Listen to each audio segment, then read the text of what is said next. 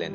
সেখানে মক্কাবাসীও উপস্থিত হলেন। এদিকে আব্দুল্লাহকে জবাই করার খবর পেয়ে মক্কার নারীরাও সেখানে উপস্থিত হলেন।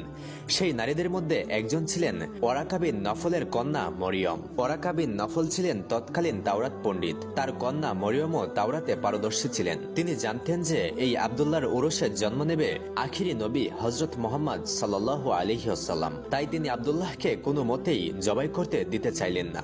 তিনি আব্দুল মুত্তালিবকে বললেন, আব্দুল্লাহকে কোনোভাবে জবাই করা যাবে না। তখন আব্দুল মুত্তালিব মরিয়মকে বললেন, আমি মানত করেছিলাম আমার 10 সন্তান থেকে যে কোনো একজনকে জবেহ করব।